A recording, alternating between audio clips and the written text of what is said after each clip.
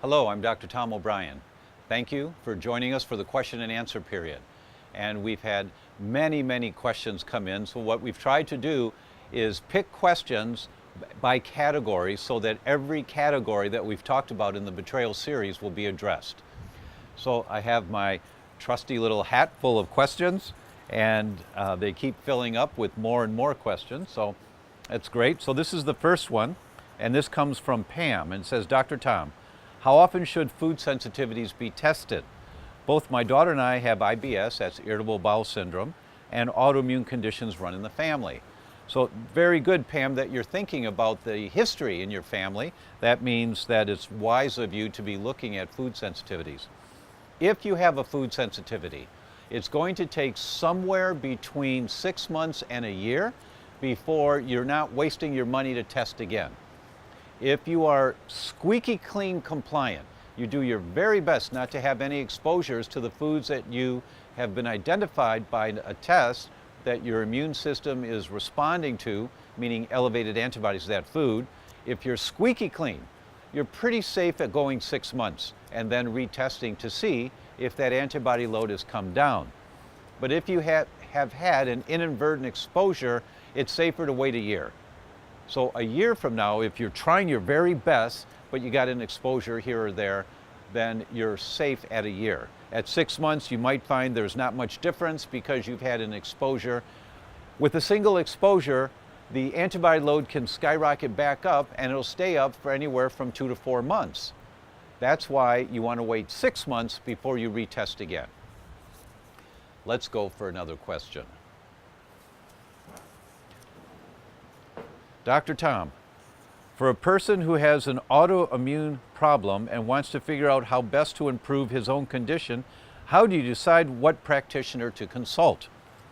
Is it important to use an MD?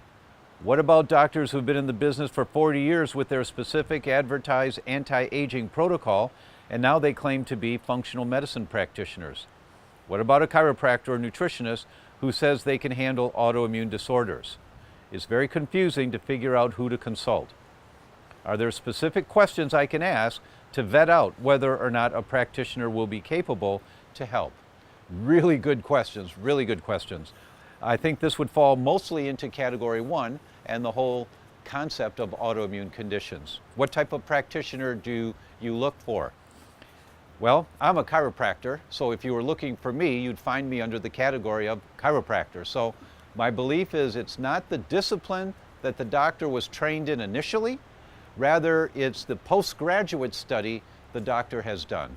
Some of the very finest functional medicine practitioners are chiropractors, or acupuncturists, or naturopaths, or medical doctors. That it's really the outside of their initial training where they gained the big picture overview. You know, you have to learn to crawl before you can walk. You have to learn to walk before you run.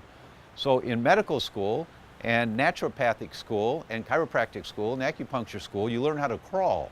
In healthcare, you learn the basics that you have to learn. So it's really afterwards. So how do you find someone? The only way I know to be really safe, there's 2 ways. One, talk to a friend who has had great results with a functional medicine practitioner.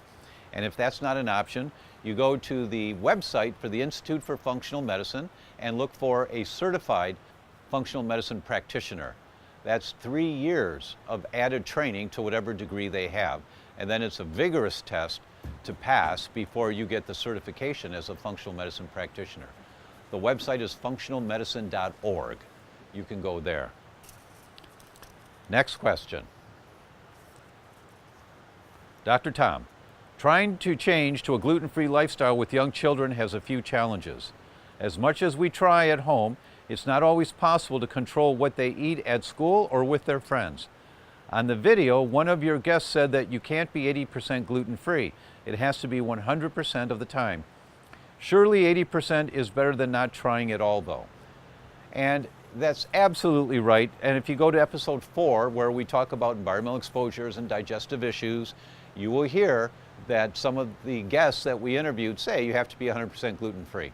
The science is clear. You really have to be, that any exposures, and this is specifically for gluten, not other food sensitivities, because there's something called a memory B cell. And the only food that I'm aware of for which we make memory B cells is gluten. Now, what a memory B cell does in your immune system, it's what we use with vaccinations. You get a vaccination for measles so that your body will produce a memory B cell. I call them general measles. For the rest of your life, general measles is on guard that if you're ever exposed to a little bit of a measles bug in the environment, general measles turns on the assembly line right away that's already been built with the vaccination to make antibodies to measles. And general measles is around for the rest of his life to protect you, the rest of his life. And the only food that I know there are memory B cells produced for is gluten. So there's a general gluten. And so if you have any exposures with gluten, any exposures, you run the risk of turning on general gluten. That's been a problem that I've known about for many, many years, and it's almost impossible not to have some exposure, almost impossible. That's why we came up with these digestive enzymes called GI Shield. And if you go to my website, thedr.com, you'll see the GI Shield, and you can read about them. They're the only ones on the market that I know of that work really quickly. And you'll hear all of the explanation there about why that's so important. So I recommend to my patients that they take GI Shield anytime they go out to eat, anytime. And just as a precaution, before you start eating. And in the videos on our website, we explain why it has to be before you start eating. Next one. I know we are using too many antibacterial products and are making our worlds too clean for a healthy gut microbiome. My question is, how can I get enough dirt and still avoid things that will give me food poisoning? I'm so confused about how to treat my food. Really good questions. That comes from episode 3. And the way that I recommend you do that is by focusing on what I talked about in that episode is a little bit of fermented vegetables every day. And you're exposing yourself to different families of bacteria that normally you don't get exposed to. But they're healthy bacteria, and because you're switching out the fermented vegetables every day, every few days, there are different bacteria produced in the fermenting of different vegetables. The bacteria produced on carrots are different than the bacteria produced on bok choy. So that's why you want a variety of fermented vegetables that you're eating, because you're inoculating with a spectrum of bacteria. And why is that so important?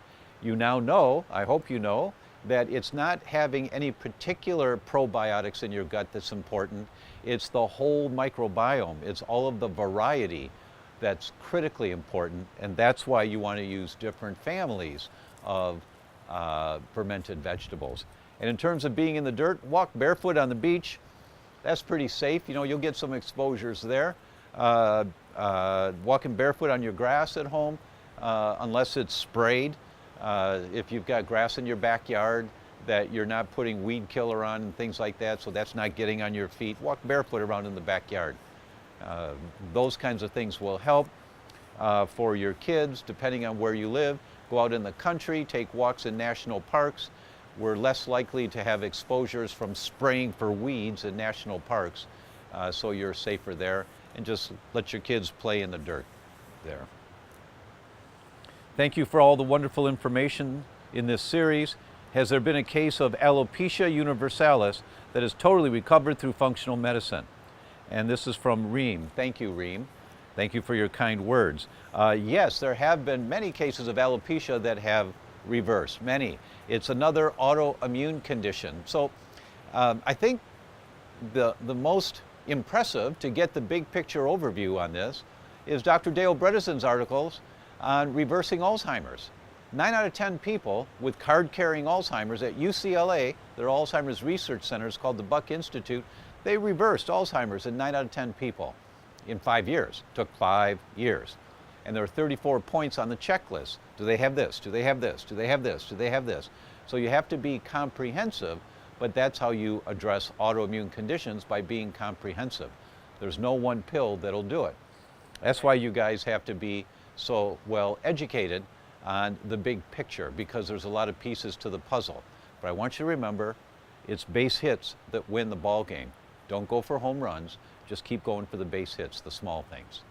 I want to thank you for being a part of Betrayal, our series, and I hope that you've gotten so much information, you've had OMGs again and again and again. Now our plan is to continue this and to bring out more information, and in order to do this, the support that you give us will allow this to happen. So how do you give us support? Purchase the series. That's why we made it $47, just as easy as possible for all of these experts. And we've done over 80 interviews. There's no way to give you all 80 interviews in a 1-hour summary in 7 days. It's just not possible. So we have bits and pieces. But if you want to see all 80 interviews, that's in the Gold Series, so that's available to you. By your supporting us in owning the series, it allows us to continue this work. So please consider supporting us. Click the button below at whatever level you feel comfortable doing. The download level for $47, the gold level, whatever level feels right to you. Thank you for your support. So I encourage you to own the Gold Series. Go for the gold. What you'll see in these unabridged interviews, you'll see Dr. Jeff Bland and I both with tears in our eyes. You'll see what I call it the three amigos, which is Dr. Aristo Vojdani and Datis Karazian and I sitting around a table for an hour and a half just talking about autoimmunity and how foods impact on it. There's no way to give you all that. You got some tastes of it in the 7-part series, but you get to see all of it together. We will donate a percentage of all of our sales back to charity, and especially working with kids to help kids get through learning about their autoimmune condition and how to address it. So thank you very much for your support. It means the world to us. And you have a 60-day money-back guarantee. So go ahead and click the button below, own the series today. So Molly from Vail, Colorado wrote, is it possible to repair the blood-brain barrier like the gut? Absolutely. Any epithelial barrier, that's the lining in barriers, any epithelial barrier will heal. You regenerate every cell in your body. The question is, do you regenerate a healthier cell or the same disease cell? So anyone, not only the intestinal permeability, the blood-brain barrier permeability, but your bladder permeability, if you have interstitial cystitis, any permeable membrane can heal if you create the right environment for it. Thanks, Molly. That's a great question. And Ann in Texas writes, I was interested in the remark by Dr. Kalish that Parkinson's medications have a limited lifespan of effectiveness. If a person has already started Parkinson's medication for a couple of years, but stops to pursue another treatment protocol, can they be resumed later and add more years of effectiveness? Or once you start, is it too late to stop and try other protocols? No, it's never too late. And never stop a medication without the support of the doctor that prescribed the medication to you. We're not encouraging you to stop medication. What we're encouraging you to do is stop throwing gasoline on the fire. So you can take the medications if they're helping while you're going through the protocol, because you're not challenging or interfering with the medication. What you're learning is, how are you throwing gasoline on the fire? And with Parkinson's, the critical component is your microbiome. Critical. So you might want to look and see the impact of the medication that you're taking on your microbiome, but you don't have to stop the medication in order to do these protocols.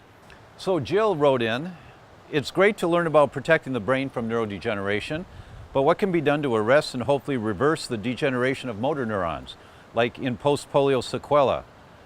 And then she wrote, thanks for your fabulous work, capital letters. Thank you, Jill. This series has been great. Thank you. Well, that's episode 6. And if you remember, Dr. Karazian talked about regeneration of nerves is that when a neuron gets damaged, there is a leapfrog effect for the next neuron. You build a new neuron to leapfrog over the one that's been damaged. And you can do that at any point. It's more difficult the longer the damage has been accumulating, but stop throwing gasoline on the fire. Take the things to help rebuild, build the microbiome. The concept is the same, and you will have regeneration occur. And this is Juliet. I appreciate you taking the time to answer our questions. I have Hashimoto's and also this mysterious itch constant around my neck and face. I noticed if I stay away from fermented foods and foods that ferment easily in the stomach, the itch is less. Besides the itch, when I do eat fermented foods, I would squeeze, my eyelids would swell up, and my eyes would be watering and itching. I think I might have a histamine intolerance. I think I also have a histamine reaction with bone broth. For a short while, I've been taking soil-based organisms, but I'm not sure if I get a reaction to this. I do have a lot of food sensitivities. I used to include a lot of gelatin and collagen hydrolysate in my diet until recently. I discovered I have a sensitivity to glutamate foods through muscle testing, through a holistic allergy place in San Francisco. I'm hoping this holistic allergy place I'm going to will help with my food and environmental sensitivities. How can I heal my gut if I cannot eat fermented foods and being sensitive to glutamate foods? I look forward to your answer. Thank you so much. Well, episode number 4 is where this would fall under, and this is a yellow canary in the coal mine. This is one of the really tougher ones. And Jill, one of the things that I would consider you look into is fecal transplants.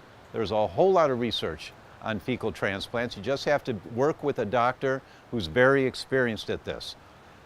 It's not a field that I'm experienced in, but I have read a lot about it. And for someone like you, it does sound like you have a glutamate sensitivity. So the way the bone broth is made has to be changed for you so that you don't produce as much glutamate in the bone broth. That's done by cooking it much slower at a lower heat. If you look to Dr. Katie Reed's site, R-E-I-D, she had a child with autism and she's a PhD biochemist. She gave up her career to really research her child's biochemistry. What she found was how to work with glutamate sensitivities. So that's a place you can go. That's a really great question. Very tough case. That doesn't mean you can't get well, but you really have to dial down about the glutamate sensitivities. This question is from Janet Touche in San Diego. When streamlining tests after in-depth intake history, how do you decide which tests are most effective and revealing? Food sensitivity, stool tests, mineral hair analysis, organic acids, digestive health. It can get so expensive testing all these things, none of which is done by traditional docs using traditional insurance coverage. My doctor would look at me like I have 10 heads if I asked about these things for me or my patients. Most succinctly, how do you best get a sense of how the gut is really working and how leaky it is? Well, thank you for the question. That's a really good question from this doctor. Episode 3 talks about that in detail. But how do you decide what the priorities are? If you look at Dr. Dale Bredesen's paper from November of 2004 on reversing Alzheimer's, there was a 34-point checklist, and you couldn't not do all 34 points. Because if you miss one, that might be the gasoline on the fire that continues. So how do you know where to start? Well, as a clinician, it's experience that gives you that. And for me, in my practice, the most important things I look for: does this patient need validation of a food sensitivity so that they'll stop eating the food and not just reduce the food, but stop? If they need that, then the tests are really important, comprehensive tests for a gluten sensitivity. So in my practice, how I choose which tests are most important, you'll see them on my website, thedr.com. I would do, in the order of importance, I would do the test called the Wheat-Zoomer test, and then I would do the Gut PAC, P-A-C test. That gives me the overview on gluten sensitivity, intestinal permeability, and the microbiome. Those are the starting points. Those are the tests that are just critical to know about. After that, they go down the list in priority. Some people have small intestinal bacterial overgrowth, and you have to do a test for that. Some people will have other foods they're sensitive to. You might do a multiple food panel. The list goes on, but it's a clinician's experience that tells us where to go.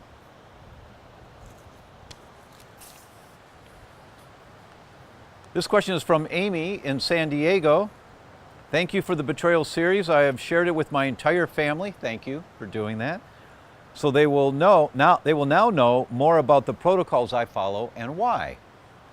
What can I expect the treatment to include from a functional medicine doctor if my GI affects stool tests that I have particular bacteria that is causing my rheumatoid arthritis?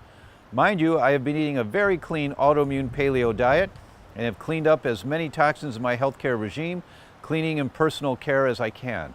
I'm also working on getting a few mercury fillings out of my mouth with a trained smart dentist, but have seen no relief in my symptoms in over a year. Thanks. The likelihood is that the microbiome is out of balance, and changing the diet is great, but it may not have yet impacted on rebuilding a healthier microbiome enough to calm down the inflammation. So if your symptoms are still there, the inflammation is still roaring. With a situation like that with my patients, I would do a test of inflammatory markers. I would look for their, I would do a cytokine panel. I would look at high sensitivity C-reactive proteins. So we have a baseline. Okay, here's the amount of inflammation that we have going on. And then in 3 months, I check it again. Even if your symptoms have not reduced, have we impacted on the inflammation, the level of inflammation with our protocols? If we have not impacted on the level of inflammation with our protocols, we're either, our protocols are not effective, or we're putting a garden hose on the fire, but there is another garden hose of gasoline going onto the fire. And so the garden hose of water is not powerful enough to overpower the garden hose of gasoline, right? So it's either that there's more inflammation that's occurring, that's being fed. Maybe it's the mercury, maybe it's a level of toxic chemicals in your body, maybe it's a mold infection. There are many things that can keep fueling the inflammation, or the protocols you're currently doing are not good enough to override the level of inflammation that's going on. So, you know, there's a 60-day money-back guarantee, no questions asked, of course. If you don't like it, of course, we'll give you your money. I can't imagine why, but if you don't like it, great, no problem. And we are giving a percentage to charity. I really want to help reduce this level of suicide in celiac kids. And we're supporting the summer camps for celiac kids, where they're educated on how to work with this disease that they have, and actually how to work with the mean kids at school that tease them about the disease that they have. So click the link below, click it now, and support us. Thank you so much. This question comes from Leela. If I could eat a microbiome, healthful, restorative food source at each meal, can you please tell me what the top 5 foods would be? The answer to that is get the list of prebiotics. They're so personal. Some people like garlic, some don't. Some people like onions, some don't. That the prebiotics, there's not a top 5 that I'm aware of. The foods that are prebiotics, they're all prebiotics. They're not more so than others. They feed different bacteria. So that's why you want the variety of vegetables that are fermenting to inoculate with the probiotics, and then a variety of the prebiotics from cassava crackers. There's some really good cassava crackers out there. My dear friends at Mission Heirloom have cassava crackers that they will mail to you, mail order, and they're just the best. You want crunch cracker, get the cassava crackers from Mission Heirloom. Any of the prebiotics work, they all work, any and all of them work. They just feed different families of bacteria in your gut. So you don't want to eat the same prebiotic every day. You don't want to just eat onions. Some people, for example, get gas when they eat onions. Not if they have just a little bit, but if they eat too much onions. Well, what does that mean? It means you're feeding too much of a family of bacteria that you already have plenty of. Likely that's what that means. So I just cut back on the amount of onions that you eat in that example. So this is from Therese in Texas. What is the best test to detect SIBO, that's small intestinal bacterial overgrowth, and Candida? Well, this goes to episodes 2 and 3. And the SIBO test most commonly used is a breath analysis test. And there are a number of labs that do that, Therese. Not hard to find. Most doctors can find the SIBO breath analysis test quite easily. In terms of Candida, what test to do for Candida? We all have Candida. It is a symbiote in our bodies, but if you have too much Candida, that's the problem. How do you tell if you have too much Candida? You check the antibody load. If your immune system is fighting Candida, you got too much Candida. So you would find that if we took 100 people, I don't know exactly the number, my estimate would be maybe 15 of them would have elevated antibodies to Candida.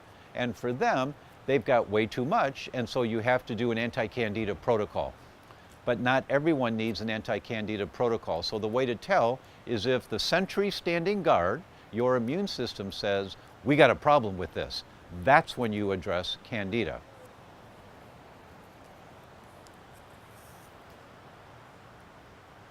This is from Franca. And she asks, I have sarcoidosis. I am continually told that vitamin D is essential to good health, yet I am told that vitamin D can be harmful with this autoimmune condition. What are your thoughts? Well, thank you, Franca. And this goes to episode 1 and episode 4. And you want to supplement with vitamin D if you don't have enough vitamin D. Well, how do I know if I have enough vitamin D? You do a blood test to see what are your vitamin D levels. It's called 25-hydroxy vitamin D. So if your vitamin D levels are low, you need vitamin D.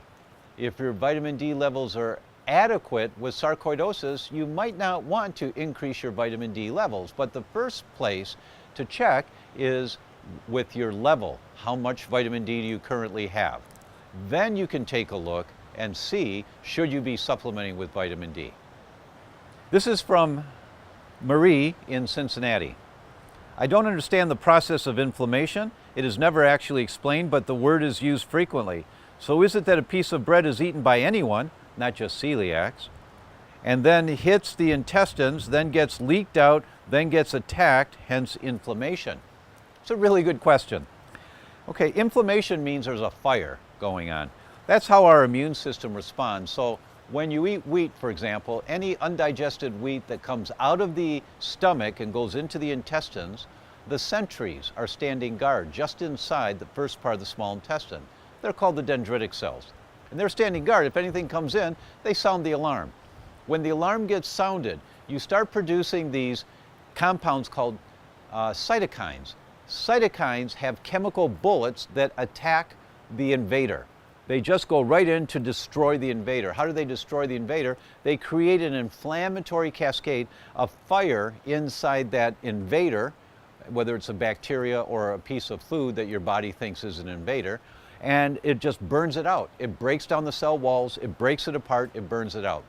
That's the process of inflammation. So it's cytokines. So some docs will measure your cytokine levels to see how much inflammation you have going on. Hope that helps. So I want to thank you for supporting us in our endeavors here. When you own the series at any level, whether it is the download level or the gold package, when you own the series, you support us in continuing this work. I'm going to continue with this work. We are going to continue. We're going to give you more information in the future on this, but we can't do it without your help. So when you see the entire interview with Professor Yehuda Schoenfeld, the godfather of predictive autoimmunity, you may say, my brother needs to hear that, or Uncle Sam needs to hear that, and you will share it with them. So your support allows us to continue this work. And of course, there's a 60-day money-back guarantee, and we are supporting the charities that are supporting, especially the kids with celiac disease and other autoimmune conditions. So thank you very much for your support. Please click the button just below. This one is from No Name. So thank you, No Name.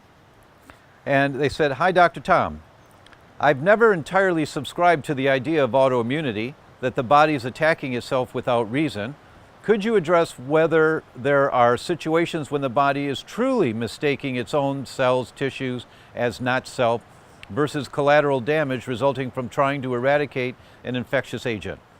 I ask because often the mainstream approach is to down-regulate inflammation when the true cause has not been resolved, making any improvements generally short-lived.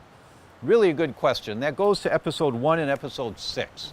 In episode 6, Dr. Karazian explains about neoantigens and neoepitopes.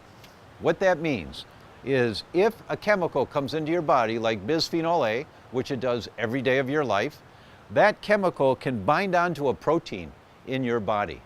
Now that protein has got this monkey on its back. The immune system sees this monkey and goes after it to attack it. When it attacks the monkey, it attacks the cell also. Let's say it's a thyroid cell. With the monkey on its back and the antibodies that your body is now producing going after this neoepitope, this new cell, something that's not known to be normal in your body, the result is that you destroy that thyroid cell with the monkey on its back. Now you have to make antibodies to get rid of the damaged thyroid cells. So it's not just the neoantigen, the thyroid cell with the monkey on its back, Now you have to get rid of the damaged thyroid cell.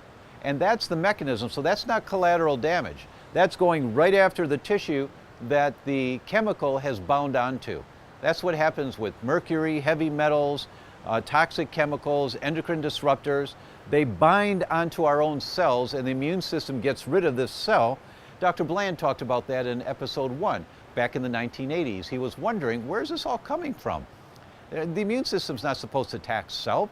I wonder if it's really attacking self. And he started thinking about this back in 1980s. And it turns out that it's not usually the immune system attacking self. It's attacking self plus a monkey on its back to get rid of that thing. So it's not just collateral damage, it's really going after what are foreign agents in our body. And I want to thank you for supporting us. It's incredibly honoring to be doing this for you. And your support means the world. It allows us to keep doing this and keep moving forward. When you get the gold package, you get all the transcripts, the printouts like this, you get all the interviews, and you will learn so much in the interviews that we haven't been able to put in the series because of a lack of time. So thank you very much for your support. As always, the money back guarantee is there. We're supporting kids in charities to learn how to deal with their autoimmune diseases. And I guess I would just say it's an honor to be with you. Thank you so much. Click the link below, own the series, share it with your friends and family. You may find that it makes the world of difference and gets people moving forward in a way they never thought they would do. It may be life-changing for you or your family members or your friends. Click the link below. Thank you so much.